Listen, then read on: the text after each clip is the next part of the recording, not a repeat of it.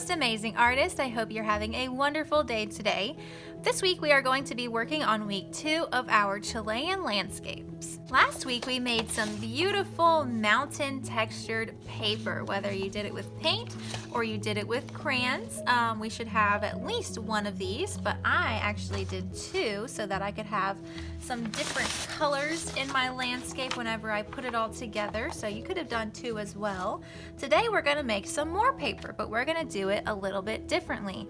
We're going to make some plants or flowers on some paper. I'm going to show you a really cool technique on how to do that. So I have some different colors of paper. I decided to choose different colors than I've already chosen so that when I put it all together, my artwork will show some variety. It will have some different colors in there.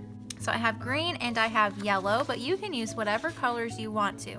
I am going to make 2 today because I'm going to show you 2 different techniques. I'm going to show you one technique with paints and Q-tips and a little piece of cardboard, and then I'm going to show you how to do this with crayons if you don't have paint at home.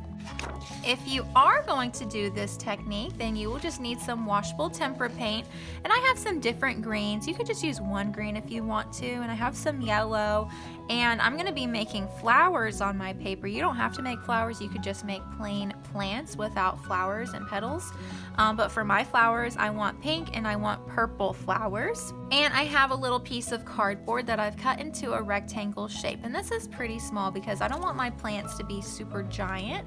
I want to be able to make quite a few of these plants. So if you're going to do the painting or printmaking technique, really, because this is going to be a stamping technique, then you want to cut your cardboard pretty small.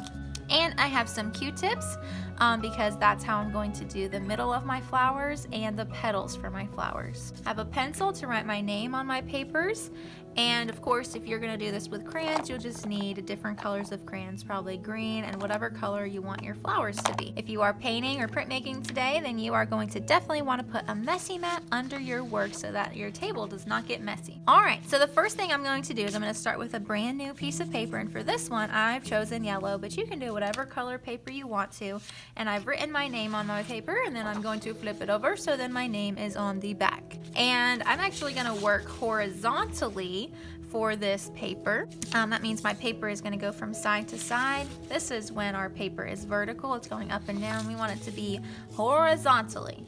And I'm going to take my paint and I'm going to take my little piece of cardboard here, and I'm going to start on the longer side. This is a rectangle. There's 2 short sides and there's 2 long sides. Let's start on the longer side, and I'm going to start dipping it in my green paints. And I have 2 different kinds of greens, but maybe you just have one. Totally up to what you have at home. And I'm just going to do the same kind of technique that we did with the sponge last week, is I'm going to start dabbing it up and down on my paper plate. I'm not going to drag it out super far because I don't want this green to mix with my other colors.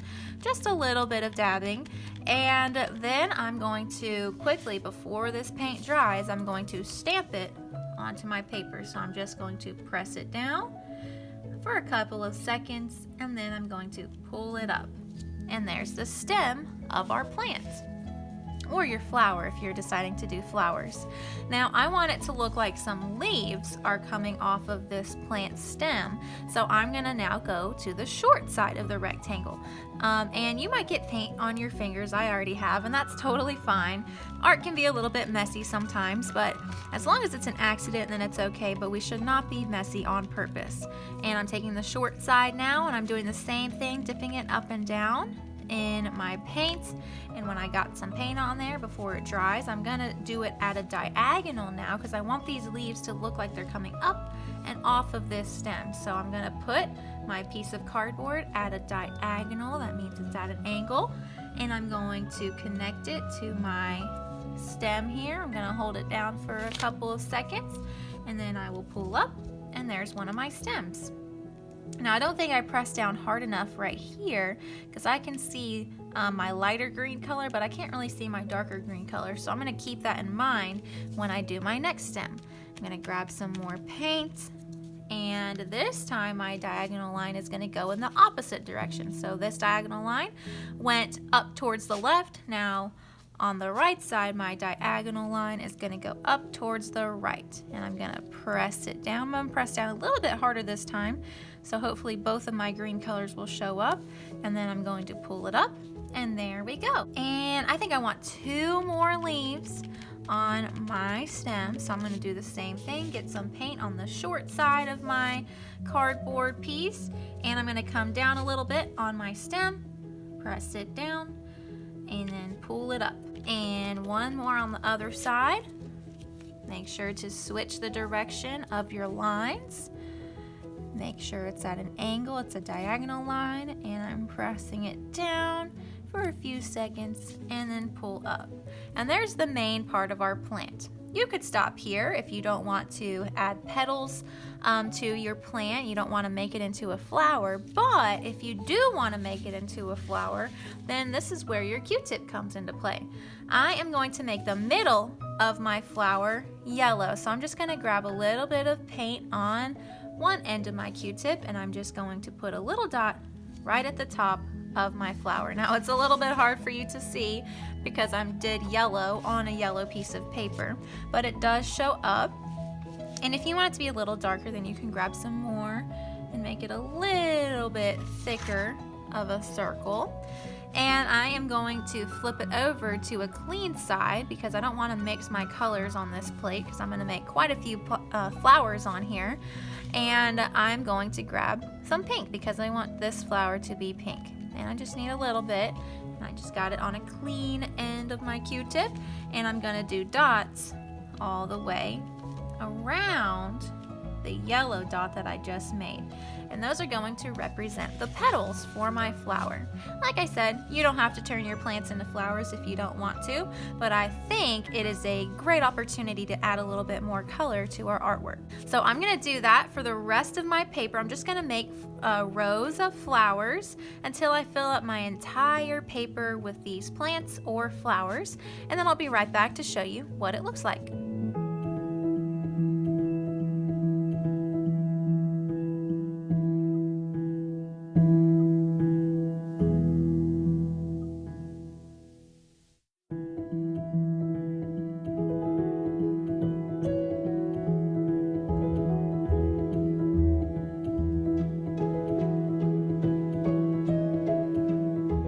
Just finished adding flowers to the entire paper, trying to fill up as much space as I possibly can. And I did get some paint on my fingers, and that's totally fine. Like I said, as long as it's an accident, do not worry about it. Now, if you are at home, you need to let this dry 100%, so put it in a very safe place because we will need it later on in this project. Now, if you don't have paint at home, let me show you how to do this with crayons. It's pretty much the same idea. Is we're going to draw on a colored piece of paper, and this one's going to be green for me. I'm going to draw a straight vertical line, just like we did for our first flower here with the stem. So I'm taking a green crayon and I drew a vertical line, going over it a few times so that it stands out nice. And then we're going to draw those 2 diagonal lines on the left side going up towards the left. So 2 diagonal lines going up towards the left, and on the right side they're going to change direction and they're going to go up towards the right. So there's the stem and the leaves. And if you want, you could take a yellow and go over top of that green, and it just makes it look a little bit more interesting than just plain old green. And for the middle of your flower, you can choose whatever color you want. I think for these flowers, I will do brown. And I'm just gonna do a little circle on the top of my flower with the brown, and then I will choose a color for my flowers. And I think I'm gonna do red. And it's kind of just like how we did these flowers. We're gonna draw circles all the way around our middle circle here. Because these flowers are not supposed to be realistic, they are supposed to be flowers made from shapes and lines. So here we're using vertical lines, diagonal lines, and circles to make our flowers. Just like with the stem, I added yellow to it to make it pop a little bit more, so maybe you want to add a lighter color on top of your petals if you want to add a little bit more detail. With crayons, you can layer your colors and make it look a little bit more interesting than just a regular old flat color like red. So if I add orange on top, it makes it into a lovely red orange color. So I'm gonna do this all the way across my paper until I fill it up as much as I can, just like I did with this paper. So just draw vertical lines. Sometimes I like to do one row of vertical lines first, like this. So I get all my flowers laid out, and then go back in and add my diagonal lines. And I like the way that the yellow looks on top of the green, so I'm gonna go over those green lines with my yellow. And then go in with my middle circle, which I've chosen brown, but you can do any color that you want to for the middle of your flower. And remember, we're using the shape circle to create these. And I think I want to do a different color than red.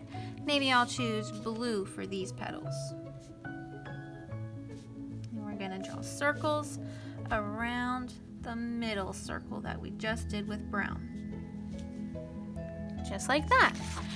So I'm going to fill up this entire paper with these beautiful flowers using shapes and lines, and then I'll be right back to show you what it looks like. All right, and I have just finished both of my pieces of paper. This is what the crayon one looks like, and I think it looks just as beautiful as if you were to use paint. And I hope you guys have had a lot of fun creating your flower textured paper today, whether you do it with paint or you do it with crayon. Either way will work. I can't wait to see how they turn out. I know they're going to be amazing because you guys are amazing. All right, I'll see you guys next time. Bye, guys.